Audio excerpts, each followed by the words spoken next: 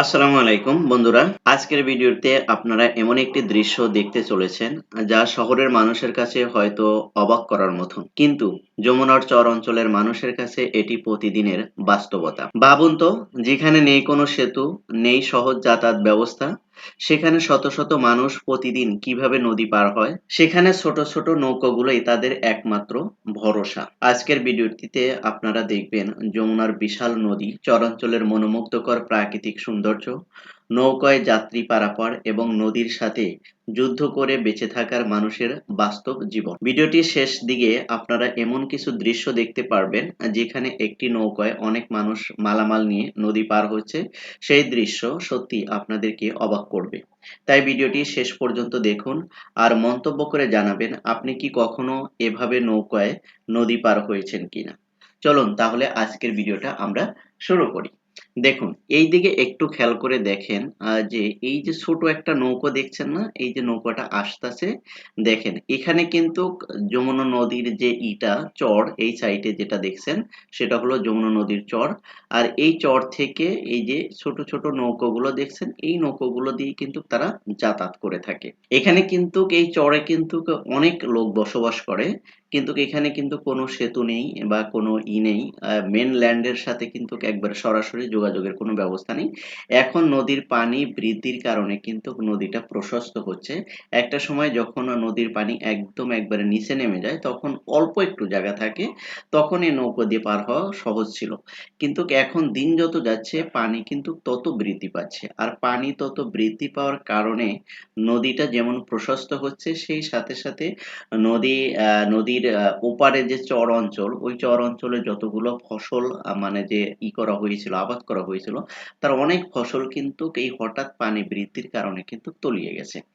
দেখেন এই যে এই অঞ্চলটার দিকে যদি আপনি একটু তাকান, তাহলে কিন্তু আপনি স্পষ্টভাবে দেখতে পারবেন যে পানিটা কতটা বৃদ্ধি পেয়েছে।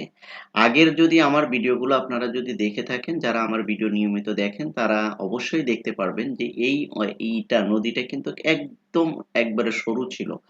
এখন পানি বৃদ্ধি পাওয়ার কারণে যমুনা নদীর চরটা ধীরে ধীরে তলিয়ে যাচ্ছে, আর এদিকে নদীর প্রশস্ততাটা অনেকটা বৃদ্ধি পাচ্ছে। দেখেন এই যে ছোট নৌকোগুলো দেখছেন না? এখন কিন্তু এই নৌকোগুলোই কিন্তু ওপারে যাতায়াতের মেন একটা যানবাহন। এই নৌকাগুলোকে আপনি স্বাভাবিকভাবে যানবাহন হিসেবে আমরা দেখলেও কিন্তু এই নৌকাগুলো যমুনা চর অঞ্চলের মানুষের জীবনের বাস্তব একটা অংশ, যা তারা প্রতিনিয়ত ব্যবহার করে। দেখা যাচ্ছে যে ওপার থেকে মানুষ কি বলে, ওপার থেকে ছাত্ররা স্কুলে যাবে, বাজার করবে, হসপিটালে যাবে, আত্মীয় স্বজনের বাড়ি যাবে, বা যে যাই করুক না কেন, মানে এপারের সাথে তাদের কানেকশনটা খুবই খুবই গুরুত্বপূর্ণ, মেইনল্যান্ড এর ক্ষেত্রে বিশেষ করে। তো এই যে এই ছোট ছোট নৌকোগুলো, এগুলো দিয়েই কিন্তু তারা প্রতিনিয়তই কিন্তু পার হচ্ছে। আর এই যে দূর সাইডে যে চরগুলো দেখছেন, এই যে এখন আপনাকে আমি যে চরগুলো দেখাচ্ছি, এগুলো কিন্তু এখন কিন্তু অনেক দূর মনে হচ্ছে। একটা সময় কিন্তু এগুলো খুবই কাছে ছিল, এবং এখানে কিন্তু অনেক ফসলের জমি ছিল, সেগুলো কিন্তু পানি মানে দ্রুত বৃদ্ধির কারণে অনেক তিল কাউন এগুলো কিন্তু তলিয়ে গেছে। আমি যতটুকু শুনেছি, বা আমি যখন ঈদের সময় বাসায় গিয়েছিলাম, তখন আমি দেখেছি যে এত, এত প্রশস্ত ছিল না নদীটা আরকি। অনেক সরু ছিল এবং মানুষ খুব দ্রুতই যাতায়াত করতে পারত। কিন্তু এখন কিন্তু নদীটা প্রশস্ত হওয়ার কারণে মানুষের যাতায়াতেও এখন কিন্তু সময় লাগছে। এপারের মানুষ ওপার, ওপারের মানুষ এপার, মানে প্রতিনিয়তই তাদের যাতায়াত, প্রতিনিয়তই তাদের আসা যাওয়া, এবং কাজে অকাজে সবসময়ই কিন্তু তারা এই ছোট নৌকার উপরই ডিপেন্ড করে। তাই এই ছোট নৌকাটা আমরা যতটুকু সহজে দেখছি যে এই নৌকোগুলো, কিন্তু না, আসলে এই নৌকোগুলো কিন্তু চর অঞ্চলের মানুষের জন্য খুবই খুবই গুরুত্বপূর্ণ একটি যানবাহনের ভূমিকা পালন করে থাকে। যেহেতু এই নদীর উপর কোনো সেতু বা কোনো কালভার্ট নেই, বা কোনোভাবে যোগাযোগ করার মতন ওয়ে নেই, সেই ক্ষেত্রে এই নৌকোগুলো খুবই খুবই গুরুত্বপূর্ণ ভূমিকা পালন করে। আরেকটা বিষয় আমি আপনাদেরকে বলে রাখি, সেটা হলো যে এই যে এপারের অর্থাৎ চর অঞ্চলে যারা বসবাস করে, এদের মেক্সিমামেরই কিন্তু এই পারে কিন্তু জায়গা আছে। এখানে কিন্তু তাদের বাড়ি আছে। যেমন আমাদেরও আছে। তারপরে এই যে এখানে আমার চাচাতো ভাইরা যারা আছে, ওরা মেক্সিমামই, মানে আমি যতটুকু চিনি, এখানে সবারই এখানে মেইনল্যান্ডে তাদের জায়গা আছে এবং তাদের বাড়িঘর আছে। এখানে মূলত তারা থাকে বা এখানে তারা বসবাস করে মূলত ৮ থেকে ৯ মাস। আর যেই সময় পানিটা আরো বৃদ্ধি পাবে তখন কিন্তু তারা কিন্তু তাদের মূল যে বাড়ি সেখানে কিন্তু চলে আসবে। এখনো তাদের আবাদ কিন্তু শেষ হয়নি। যেমন চরের এখনো আমাদের আবাদ এখনো অনেক বাকি রয়েছে। তিলের আবাদ রয়েছে, কাউনের আবাদ রয়েছে। এগুলো কিন্তু এখনো কিন্তু শেষ হয়নি। এগুলো কাটতে হবে, আস্তে, আস্তে কাটবে বা পানি যে হারে বাড়ছে, পানি যদি বেশি বাড়ে তাহলে এগুলো কাটবে তাড়াতাড়ি। আর যদি পানি যদি একটু যদি দেরি করে বাড়ে বা জমি যদি তলায় যদি না যায় তাহলে কিন্তু আস্তে, আস্তে যতক্ষণ যতদিন পর্যন্ত না পাকবে ততদিন পর্যন্ত কিন্তু কাটবে না।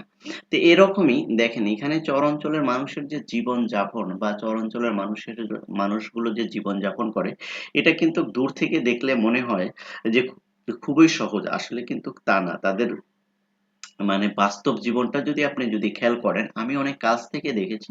সেই অভিজ্ঞতা থেকে যদি আমি যদি বলি তাহলে আপনাদের বোঝাটা অনেকটাই সহজ হবে যে এরা এতটা সংগ্রামী আর এতটাই মানে কি বলে যে একনিষ্ঠা যে জীবনে যত কষ্ট আর যত দুঃখ আর যত আসুক তারপরেও তারা এই চরের জমি আবাদ করবে এবং চরে তারা থাকবে। কেন থাকবে বা কি কারণে থাকে তার যদি ২ ১ টা যদি কারণ আপনাদেরকে বলি কারণ ওখানে যারা বসবাস করে বিশেষ করে যমুনা নদীর চরে যারা বসবাস করে এদের মানে ইনকাম দেখলে আপনি তাজ্জব হয়ে যাবেন। যে এরা বছর শেষে বা ৮ থেকে ৯ মাস যে ওই পারে থাকে এই একটা সিজনে তারা যে ইনকাম করে নিয়ে আসে এটা আপনি কল্পনাও করতে পারবেন না। কারণ প্রচুর পরিমাণ শস্য আবাদ করে থাকে, সবজি আবাদ করে থাকে তারপরে এর সাথে, সাথে গরু লালন পালন করে থাকে। গরু, ছাগল, ভেড়া এগুলো প্রচুর পরিমাণে এখানে চাষ কি খামার বা লালন পালন করে থাকে। আপনারা যাই বলেন না কেন। আমার অনেকগুলো ভিডিওতে আমি আপনাদেরকে বলেছিলাম যে যমুনা চরে যারা বসবাস করে তাদের দেখতে অনেকটাই মনে হয় যে পোর ফ্যামিলি। কিন্তু আপনি কল্পনাও করতে পারবেন না ছোট্ট একটা ফ্যামিলি থেকে বছর শেষে বা একটা সিজনে তারা ৫ থেকে ৭ লাখ টাকা সঞ্চয় করে নিয়ে আসে। তো এটা কল্পনাও করা যায় না। একজন চাকরিজীবী মানুষ যে ইনকাম করে বছর শেষে যে সঞ্চয়টা তার থাকে এটা এই চর অঞ্চলের মানুষের সাথে তার মানে যে ১০ ভাগের ১ ভাগও তারা রাখতে পারে না। বিশেষ করে চর অঞ্চল মানুষের জীবন যেমন সংগ্রামের তেমনি কিন্তু এদের ইনকামটাও কিন্তু অনেকটাই ভালো ছিল। বা ভালো আছে।